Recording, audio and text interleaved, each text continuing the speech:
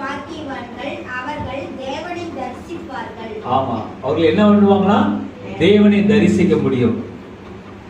கர்த்தரை பார்க்க முடியுமா? நிச்சயமா பார்க்க முடியும். எப்படி இருந்தா பார்க்கலாம்? இருதயத்தில் பரிசுத்தமா இருந்தா, இருதயத்தில் யாரெல்லாம் சுத்தமா இருக்கிறாங்களோ அவங்களால தேவனை தரிசிக்க முடியும். சரியா? டாக்டர் சொல்றாங்க, ஒரு தாயினுடைய வயிற்றுல கரு உருவாகும் பொழுது, ஒரு ஆணோ ஒரு பெண்ணோ ஒரு கரு உருவாகும் பொழுது முதல்ல உருவாகக்கூடிய ஒரு ஆர்கன், அதாவது உறுப்பு என்னன்னு பாத்தீங்கன்னா இருதயம்.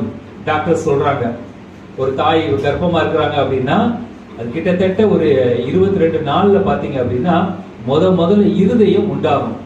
ஒரு 23ஆவது நாள்ல இருந்து அந்த இருதயம் லப்டப்னு துடிக்க ஆரம்பிச்சிடும். அப்போ தேவன் ஒரு கருவை இந்த உலகத்தில் உண்டாக்கும் பொழுது அவர் உருவாக்க விரும்புகிற ஒரு முதல் உறுப்பு என்ன அப்படின்னா இருதயம். அப்போ நம்முடைய கர்த்தராகிய தேவனுக்கு இருதயம் என்பது அவருக்கு அவ்வளவு பிரியமா இருக்கிறது.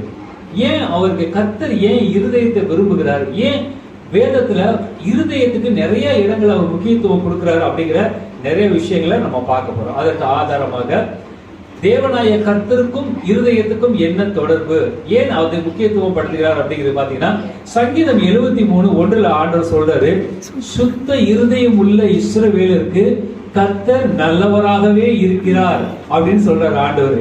அப்ப ஆண்டவர் யாருக்கு நல்லவரா இருக்கிறாரு? சுத்த இருதயம் உள்ள இஸ்ரவேலருக்கு கர்த்தர் நல்லவராகவே இருக்கிறார். அழகானவர்களுக்கு நல்லவராக இருக்கிறார் அப்படின்னு போட்டிருக்கு. ஐஸ்வர்யம் உள்ளவர்களுக்கு நல்லவராக இருக்கிறார் அப்படியா போட்டிருக்குது.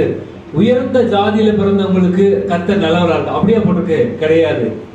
இருதயத்தில் சுத்தம் உள்ளவர்களுக்கு இந்த கர்த்தர் நல்லவராகவே இருக்கிறார் அப்படின்னு போட்டிருக்குது. அப்போ அவருக்கு நிறம் ஒரு தடையல்ல, நிறம் ஒரு பொருட்டல்ல, அவருக்கு அழகு ஒரு பொருட்டல்ல, அவருக்கு ஐஸ்வர்யம் ஒரு பொருட்டல்ல. அவருக்கு எதுதான் பொருட்டு? இருதயம்.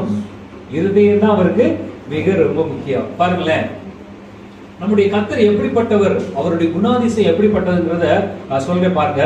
எரேமியா தீர்க்க தரிசனம் 17வது அதிகாரம் 10ஆம் அதிகாரம் வாசிங்க.